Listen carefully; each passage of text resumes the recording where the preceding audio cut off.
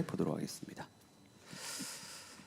마가복음 1장 1절에서 8절 우리 한 절씩 번갈아가면서 읽겠는데요. 제가 먼저 1절 읽습니다. 하나님의 아들 예수 그리스도의 복음의 시작은 이러하다. 예언자 이사야의 글에 기록하기를 보아라, 내가 내 심부름꾼을 너보다 앞서 보낸다. 그가 네 길을 닦을 것이다. 광야에서 외치는 이의 소리가 있다. 너희는 주님의 길을 예비하고 그의 길을 곧게 하여라 한 것과 같이 세례자 요한이 광야에 나타나서 죄를 용서받게 하는 회개의 세례를 선포하였다. 그래서 온 유다의 지방 사람들과 온 예루살렘 주민들이 그에게로 나아가서 자기들의 죄를 고백하며 요단강에서 그에게 세례를 받았다. 요한은 낙타 털옷을 입고 허리에 가죽띠를 띠고 메뚜기와 들꿀을 먹고 살았다. 그는 이렇게 선포하였다. 나보다 더 능력이 있는 이가 내 뒤에 오십니다.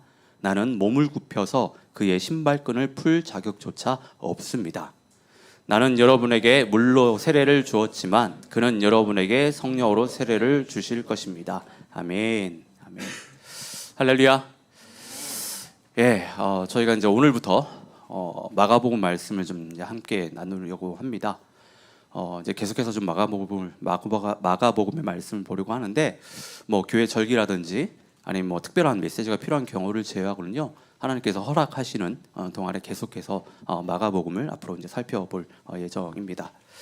그래서 미리 시간을 좀 내서 마가복음을 좀 읽고 좀 묵상하시면 주일 말씀을 들을 때 더 깊은 깨달음과 풍성한 은혜가 있을 것입니다. 그러니까 꼭 마가복음을 읽어주시길 부탁드려요. 제가 이제 마가복음을 여러분들과 함께 나누고자 하는 그 이유는 이렇습니다. 마가복음은 그 마태복음, 누가복음, 그 요한복음과 비교했었을 때 가장 원초적이고 생생한 그 예수님의 모습을 담고 있습니다. 그러니까 예수님의 어떤 설교보다는 예수님께서 실제로 어떻게 행동하시고 어떤 사역들을 감당하셨는지 그 초점이 맞춰져 있습니다. 그리고 마가복음은 이 제자들의 어떤 그 연약함과 그 부족함을 전혀 숨기지 않고 그 모든 것을 다 드러냅니다. 솔직하게 보여주는 이 복음서입니다. 그러니까 이러한 마가복음의 또 특징은 내년도 우리 교회의 방향인 작은 예수가 되자와 잘 이렇게 연결이 되는데, 그러니까 우리는 복음을 제대로 아는 것뿐만 아니라 예수님께서 삶 속에서 어떻게 사셨는지, 어떻게 사역하셨는지를 배우고 닮아가야 하기 때문에 마가복음 말씀을 좀 나눌 예정이에요. 그러니까 여러분들이 이제 다음 주 지나면 이제 연초잖아요. 보통 연초에 여러 가지 계획들 세우시잖아요. 그 계획들 세우실 때 마가복음을 읽는 것까지 해가지고 이렇게 좀 읽고 묵상하시면 정말 좋을 것 같아요. 그러니까 오늘은 이제 그 첫 번째 시간으로 마가복음 1장 1절에서 8절의 그 말씀을 가지고 크리스마스 소리가 되어 예수를 예비하라는 제목으로 말씀을 나누겠는데, 마가복음은 약 2000년 전에 로마 제국의 그 핍박과 박해 속에 살아가던 그리스도인들에게 이 단순한 종교 서적이 아니었어요. 그러니까 마가복음은 로마의 압제 속에서 믿음을 지키기 위해 반드시 붙들어야 했던 그 말 그대로 신앙의 생존 매뉴얼과 같은 거였습니다. 당시 폭군 네로 황제는 로마 그 대화자의 책임을 그리스도인들에게요 떠넘겼는데, 그 결과 상상하기조차 힘든 어떤 그 잔혹한 그 핍박과 박해가 그리스도인들에게 시작이 된 겁니다. 그러니까 이 잔혹한 박해로 인해서 많은 그리스도인들이 이런 생각을 한 거예요.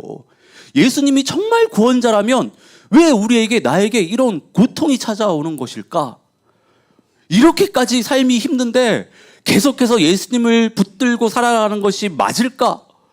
예수님을 믿는 것이 정말 맞을까 하는 이런 의문들이 들게 된 겁니다. 그러면서 그들의 신앙이 흔들리고 있었어요. 그러니까 바로 이런 절박한 상황 속에서 마가는 로마 교회에 있는 그리스도인들에게 흔들리지 않는 그 믿음과 다시 일어설 용기를 주기 위해서 마가복음을 기록한 거예요. 그러니까 마가복음은 특히 예수님을 고난받는 종으로 그 집중해서 보여주거든요. 그러니까 다른 복음서들이 예수님의 그 복음서들도 예수님의 그 고난을 다루고 있지만 마가복음요 전체가 16장밖에 안 됩니다. 근데 거의 절반이 예수님의 그 십자가와 그 고난에 할애를 합니다. 그 이유는 고난 가운데 있었던 로마의 그 그리스도인들에게 이렇게 이야기해주고 싶었던 거예요. 너희가 따르는 예수님도 고난을 피하지 않으셨다. 그 고난을 통해서 결국에는 예수님이 하나님의 뜻을 이루셨다. 이걸 이야기해주고 싶었던 겁니다. 그러니까 마가는 이를 통해서 예수님의 제자라면, 예수님을 따르는 제자라면 고난 없는 신앙이 아니라 고난 속에서도 복음을 붙드는 삶을 살아야 한다. 이걸 드러내고 싶었던 거예요. 그리고 마가는요, 예수님이 누구신지도 분명하게 선포합니다.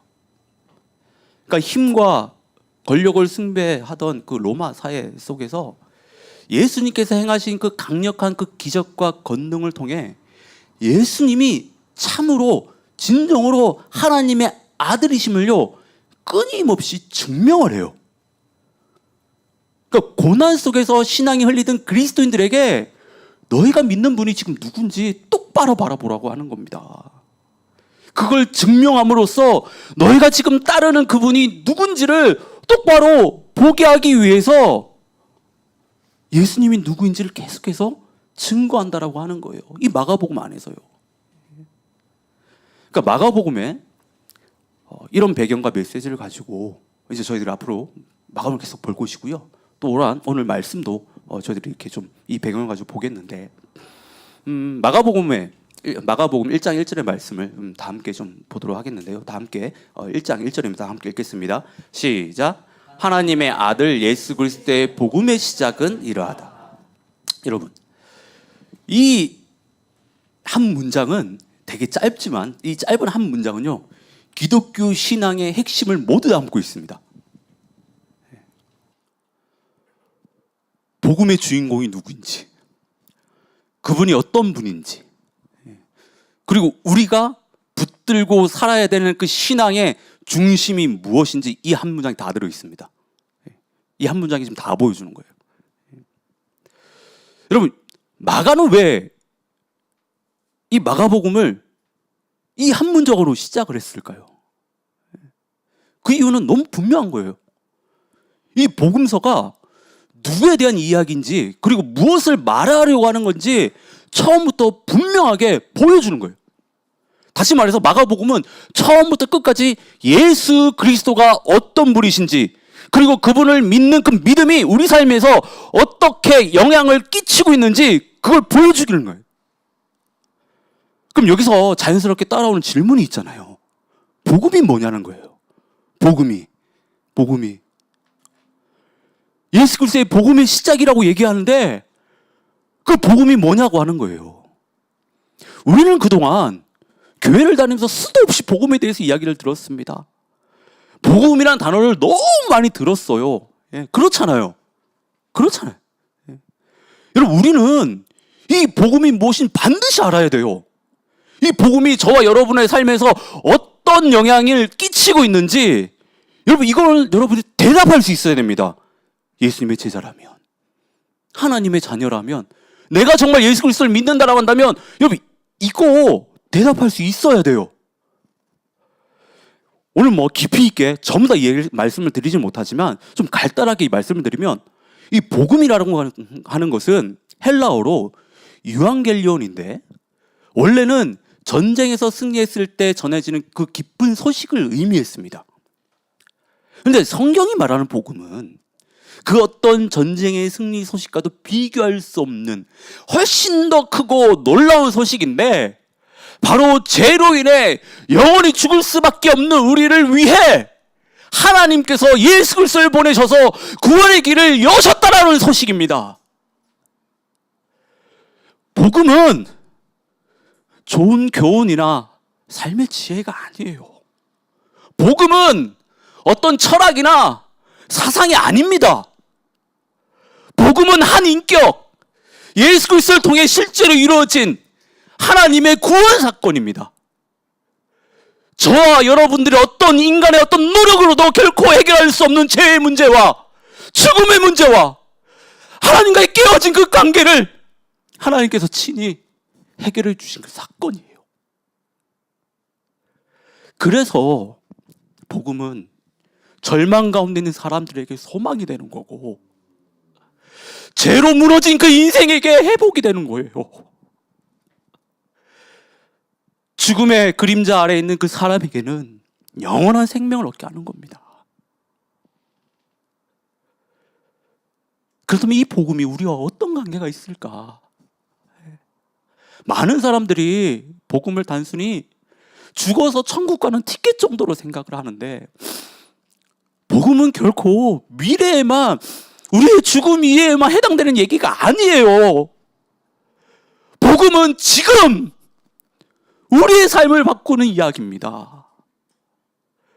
우리의 삶을 바꿀 수 있는 능력이 그 안에 있다라고 하는 거예요. 우리가 살아가면서 겪는 가장 큰 문제, 뭐 돈, 아니면 학업, 취업, 인간관계, 뭐 여러분 이런 게 아니에요. 하나님을 믿는 사람들에게 있어서 가장 큰 문제는, 그것보다 더 근원적인 문제는 죄의 문제예요. 죄의 문제. 죄의 문제는요, 우리 삶의 거의 모든 부분에 영향을 다 끼칩니다. 돈, 학업, 취업, 인간관계, 그 어느 것 하나 영향을 미치지 않는 것이 없어요. 이 문제가 해결이 돼야지만이, 근원적인 문제가 해야 되지만이, 지금 여러분들이 지금 씨름하고 있는 문제들이 해결되는 거예요. 근데 예수님께서 이 죄의 문제를 완전히 해결해 주셨다라고 하는 거예요. 그게 바로 복음이에요. 복음. 이 복음은 우리의 미래뿐만 아니라 지금 우리의 생각과 그 선택과 관계와 어떤 삶의 방향까지 죄가 묻어있는 그 모든 것을 변화시킵니다. 그 죄의 문제가 궁극적으로 해결이 되면 하나님과의 우리의 관계가 회복이 되고 우리의 신분이 바뀌게 됩니다. 그로 인해서 우리 가운데 성령이 임하게 되고 우리의 삶은 이제 성령을 따라서 성령의 인도하심 안에서 살아갈 수 있게 돼요. 그래서 힘들고 어려워도 우리가 그 안에서 감사를 발견할 수 있고 감사를 고백할 수 있고 찬양할 수 있는 것이고, 힘들고 어렵지만 앞이 깜깜하지만 소망을 바라보며 우리가 살아갈 수 있는 겁니다. 앞에 잠시 이야기를 나눴는데, 마가복음이 기록됐을 당시 많은 그리스도인들은 로마의 심한 그 핍박과 박해 가운데 있었어요. 그럼에도 불구하고 그들이 무너지지 않고 그들의 신앙이 아직까지 우리들에게 전해줄 수 있었던 이유는 단 하나예요. 그들에게 복음이 있었기 때문에. 복음의 능력이 그들 가운데 있었기 때문에. 복음이 그들과 함께 했기 때문입니다.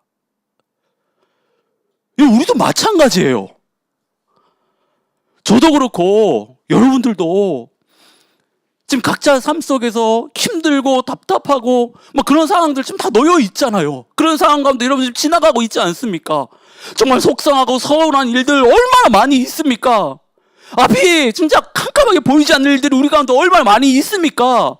그런데도 우리가 주님이 나에게 지금 이 길을 허락하신 것이라고, 주님이 나를 지금 이렇게 안전하고 선하게 인도하고 계시다라고 이렇게 믿을 수 있는 이유가 뭐예요? 우리 가운데 복음이 있기 때문에. 근데 긍정적으로 생각하면 좋다라고 해가지고 긍정의 회로를 막 돌려서가 아니라 복음의 능력이, 그 복음이 우리를 붙들고 있고 우리 가운데 있기 때문이에요.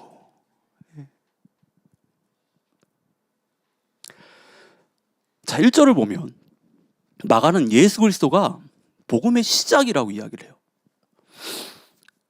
성경을 보면 구약 시대부터 수많은 선지자들이 앞으로 오실 메시아, 곧 구원자에 대해서 계속해서 예언해 왔습니다. 그리고 구약의 율법은 인간이 얼마나 죄된 존재인지를 보여주었고요. 그 제사는 죄 사함이 필요하다는 그 사실을 가르쳐 주었어요. 그런데 이것들은 그 자체로 완성이 된 것이 아니라 마치 영화의 예고편과 같은 역할이었다라고 하는 거예요. 그러니까 진짜 주인공이 등장하기 전에 앞으로 어떤 이야기가 펼쳐질지를 미리 보여주는 장면들이었어요. 그리고 그 예고편의 주인공으로 마침내 이 땅에 오신 분이 예수님입니다. 예수님은 구약의 모든 예언을 완성한 분이시고 하나님의 구원 계획이 가장 분명하게 드러난 그 결정적인 순간, 다시 말해서 그 클라이막스로 오신 분이에요. 그래서 마가는 복음의 시작을 단순히 어떤 사건이나 설명이 아니라 예수 그리스도라는 그 한 분으로 시작하는 거예요. 시작하는 겁니다. 근데 여기서 중요한 사실이 하나 더 있는데, 예수님은 단순히 복음을 전하는 자가 아니라는 겁니다. 전달자가 아니에요. 예수님 자신이 바로 복음 그 자체세요. 하나님이신 예수님께서 인간의 몸을 입고 이 땅에 오셨다는 그 사실, 그 성육신은 그 자체가 이미 복음의 놀라운 시작입니다. 죄 없으신 하나님의 아들이 죄인인 우리와 같은 몸으로 오셨다라고 하는 것은 하나님께서 우리를 얼마나 사랑하시고 또 얼마나 간절히 구원하시를 원하시는지를 보여주는 증거예요. 그리고 이 복음은, 이 복음의 중심에는 십자가가 있는 거예요. 십자가. 죄 없으신 예수님께서 우리의 죄를 대신하여 십자가에 달려 죽었기 때문에 우리는 그분의 죽음을 통해 죄의 대가인 영원한 죽음에서 벗어나 영원한 생명을 얻게 된 겁니다. 십자가는 죄를 반드시 심판하시는 하나님의 그 공의와 죄를 끝까지 품으시는 하나님의 사랑이 동시에 드러나는 구원의 결정적인 사건입니다. 근데 복음은 십자가에서만 끝나는 게 아니에요. 예수님은 십자가에 달려 죽으셨지만 죽음의 권세를 깨뜨리고 3일 만에 다시 살아나셨습니다. 부활하셨어요. 이 부활은 예수님이 진정으로 하나님의 아들이심을 분명히 증거하는 사건이에요. 동시에 우리에게도 죽음 이후의 소망과 그 부활이 있다는 그 약속을요 선언하는 겁니다. 그리고 예수님은 하늘로 올라가시면서 성령님을 우리에게 보내주세요. 이는 복음이 2000년 전에 이야기로만이 끝나는 것이 아니라 지금 이 순간에도 우리 삶 가운데 이 복음이 계속해서 역사하고 있다라고 하는 거예요. 성령을 통해 복음은 오늘도 저와 여러분들을 변화시키고 있고 저와 여러분들을 인도하고 있습니다. 우리 삶을 붙들고 있다라고 하는 거예요. 여러분, 예수님의 그 삶과 그 죽음, 십자가와 부활, 그리고 하늘로 올라가신 그 승천과 성령의 임재까지 이 모든 것이 하나로 모여서 완전한 복음이 되는 겁니다. 그래서 예수님은 단지 복음의 시작만이 아니라 복음의 전부이세요. 마가복음은 처음부터 끝까지 이 사실을 이야기하겠다라고 지금 우리한테 이야기하고 있는 거예요.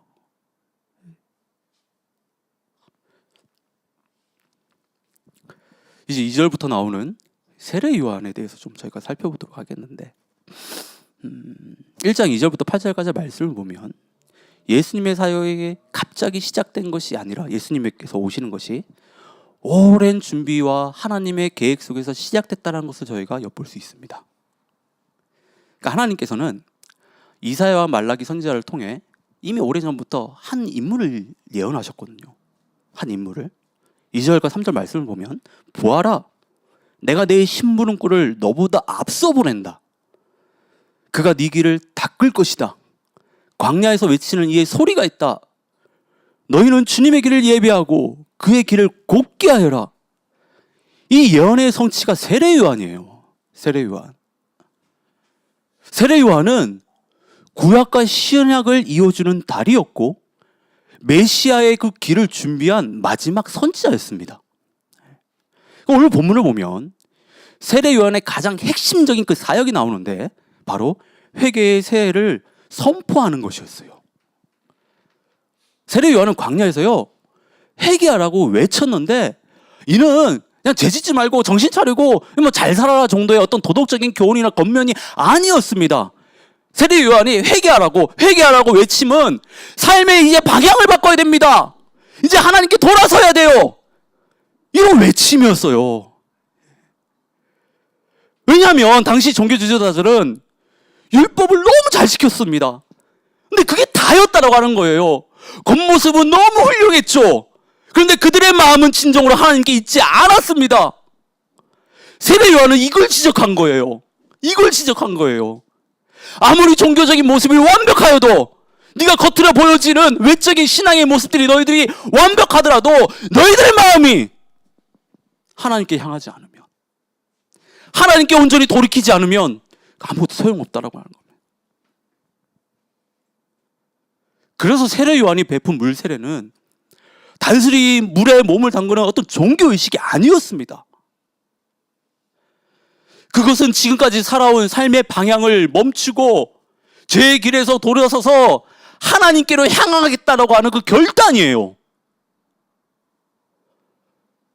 세례 요한은 사람들로 하여금 자신의 죄를 직면하게 하고요, 굳어있던 마음의 밭을 갈아엎은 거예요.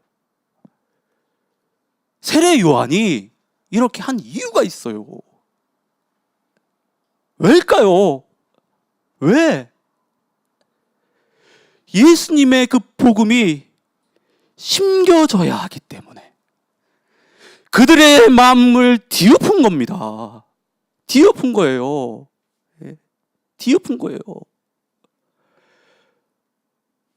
당시 로마 압제에 있었던 그 유대인들은요, 자신들의 어떤 상황을 완전히 뒤집어줄 정치적인 메시아를 기다리고 있었거든요. 근데 세례 요한은 그거 틀렸다. 그거 아니다. 결국에 죄의 문제가 너희들 안에서 해결되지 않으면, 죄의 문제가 해결돼서 마음의 밭이 갈아엎지 않으면 메시아를 영접할 수 없다라고 하는 거예요. 메시아를. 이 문제를 지적하는 겁니다. 회개를 통해서 마음밭이 준비되었기 때문에 예수님께서 선포하신 복음이 사람들에게 뿌리를 내릴 수 있었던 거예요. 그 세례 요한의 그 이야기 때문에. 세례 요한은 예수님을 대신할 사람이 아니라 말씀에서 이야기한 것처럼 예수님을 제대로 만날 수 있도록, 다른 사람들이 정말 예수님을 제대로 만날 수 있도록 그 길을 닦은 사람이에요. 그 마음의 밭을 준비한 사람입니다. 성경을 보면 세례 요한에 대해서 이렇게 이야기하죠. 광야에 외치는 소리라. 이 표현은요, 세례 요한이 누구였는지를 아주 분명하게 보여주는 거예요. 세례 요한은 자신이 받은 사명과 역할을요 너무나 잘 알고 있었던 사람이었어요. 그의 사명은 방금 이야기한 대로 주님의 길을 준비하고 주님의 길을 곱게 하는 거예요. 쉽게 말해서 주님 오십을 준비하는 자였다라고 하는 거예요. 광야에 외치는 소리라고 하잖아요. 여러분, 소리가 뭡니까? 여러분, 소리는 오래 남지 않아요. 보이지 않습니다. 소리는 메시지만 전하고 사라집니다. 소리의 사명은 메시지를 드러내는 거예요. 메시지를 드러내는 겁니다. 세례 요한이 바로 그런 사람이었다고 하는 거예요. 그는 자신의 존재를 드러내기 위해 사역한 것이 아니에요. 하나님께서 맡기신 만큼 그 맡기신 역할에 충실하게 감당하고 그는 사라진 사람입니다. 사실 세례 요한은요, 얼마든지 자신을 드러낼 수 있었어요. 회개의 사회를 선포하자, 와, 새로운 것이 나왔다 해가지고 사람들이요 정말 구름대처럼 몰려왔습니다. 성경을 보세요. 온 유대와 예루살렘 사람들이 그에게 나와서 세례를 받았다고 하잖아요. 그 정도였으면 자신 스스로도 어깨에 뽕이 들어가고 나 좀 괜찮아지는 사람이야 라고 얼마든지 자기를 나타낼 수 있었던 사람입니다. 하지만 세례 요한은 그렇게 살지 않았습니다. 오히려 정반대의 길을 택했다고 하는 거예요. 그래서 그가 하는 얘기가 뭡니까? 내 뒤에 오시는 분은 나보다 능력이 크시다. 나는 그분의 신발끈 풀 자격조차가 없다.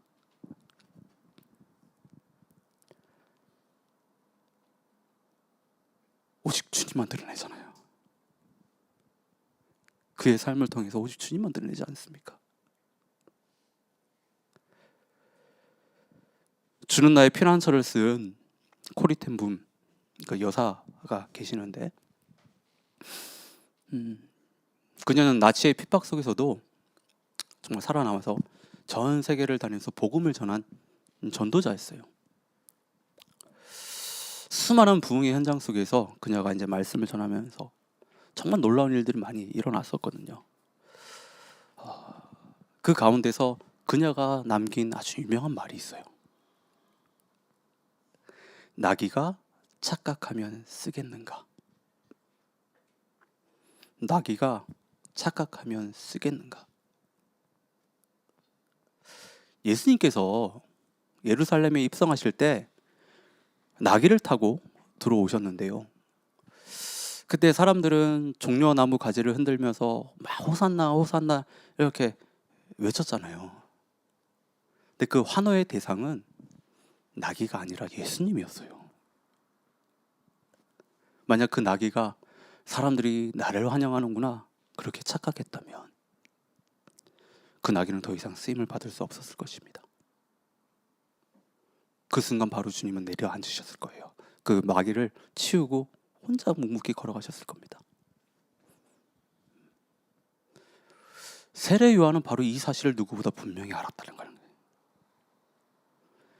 그는 자신이 주인공이 아니라 들러리라고 하는 것, 예수님을 드러내기 위한 도구란 사실을 그는 누구보다 잘 알았고 그걸 기쁨으로 받아들였던 사람입니다. 그래서 우리가 세례 요한의 어떤 유명한 고백이 있잖아요. 그는 흥해야 되고 나는 새어야 된다라고 하는 거. 그런 고백 그냥 나온 게 아닙니다. 세례 요한은 자신을 절대로 드러내지 않았던 사람입니다. 오직 예수님만 높이고 오직 예수님만 가리켰던 그 사람이에요. 이것이 바로 광야에 외치는 소리로 살았던 세례 요한의 모습.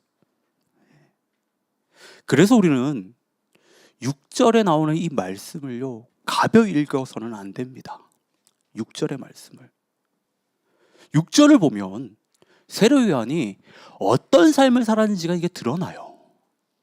세례 요한은 낙타 털옷을 입고 허리에 가죽띠를 띠고 메뚜기와 꿀을 먹으며 살았다라고 이야기하잖아요. 여러분 상상해 보십시오. 이 모습이 어땠을까? 지극히 평범한 삶이었어요. 아주 검소했던 삶이었다라고 합니다. 어떤 사람들은 소박했던 삶이라고 신학자들은 그렇게 이야기를 합니다. 그러니까 그가 어떤 삶을 살았는지가 이 한 문장에 다 드러나고 있는 겁니다. 앞에서 말씀드렸잖아요. 세례 요한은 당시에 유명인이었어요. 세례 요한이 전하는 그 이야기를 들으려고 그에게 세례를 받기 위해서 진짜 동네방네 온 사방에서 사람들이 몰려왔습니다. 그렇게 주목을 받았던 사람이, 그렇게 영향력이 있었던 그 사람이 그 유명세를 이용해서 얼마든지 잘 먹고 잘 살 수 있었는데 그 유명세를 이용해서 자신을 드러내며 살아갈 수 있었지만 그는 그렇게 하지 않았다고 하는 겁니다. 세례 요한의 사명은 하나였다고 하는 거예요. 오직 예수님을 드러내는 것. 오직. 그래서 그런 삶을 산 거예요. 그래서 검소하고 단순한 삶을 통해 자신은 주인공이 아니라 내 삶의 진정한 주인공은 주님이라고 하는 사실을 드러내기 위해서 얼마든지 유명하게 잘 먹고 잘 살 수 있었지만 그 삶을 포기하고 그렇게 검소하고 소박한 삶을 살았다라고 하는 겁니다. 예수님 때문에. 예수님을 드러내기 위해서.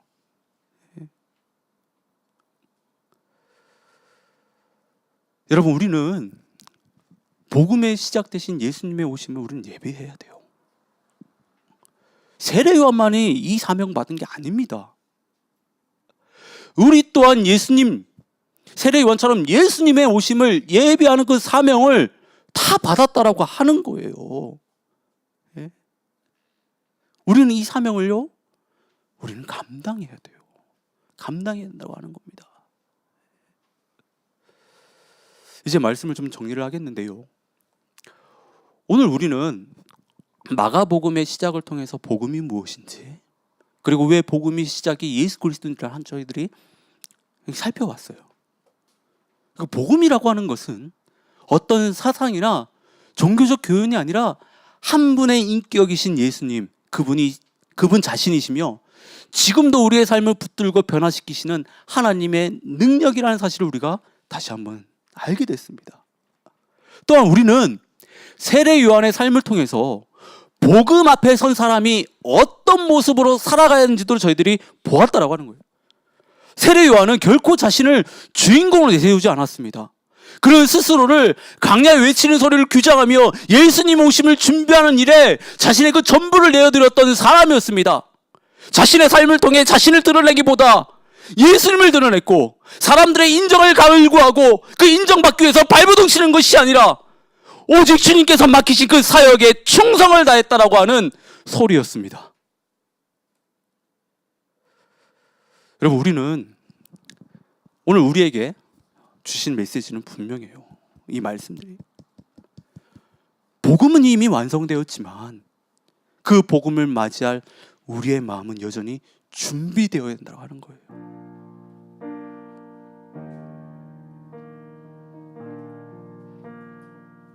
한번 우리 자신을 한번 뒤돌아보십시다. 나는 얼마나 예수님 오심을 준비하고 있는지. 그 예수님을 맞기 위해서 세례요한 얘기하잖아요. 너네 마음의 밭이 준비되어야 된다고. 오직 주님께만 향해야 된다라고.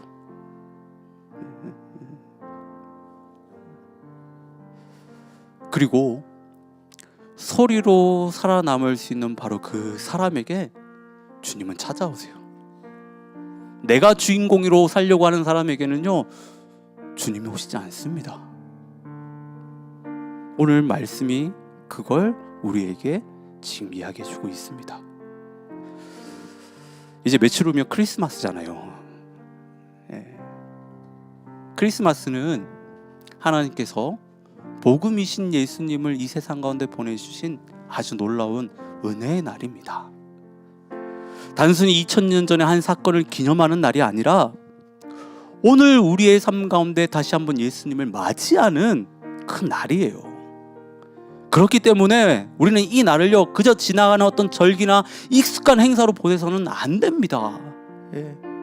우리 이 성탄의 계절을 지나면서 과연 우리의 삶이 예수님의 오심을 예배하고 있는지, 예수님의 오심을 준비하고 있는지, 그리고 우리의 일상 속에서 우리는 내가 내 삶의 주인공이 되고 있는 것은 아닌지, 내 삶을 통해서 지금 무엇이 드러나고 있는지를 점검해 볼 수 있어야 돼요. 점검해 볼 수 있어야 됩니다. 저희가 이제 며칠, 이제 크리스마스를 맞이하려면 며칠 남았는데 한번 뒤돌아보십시오.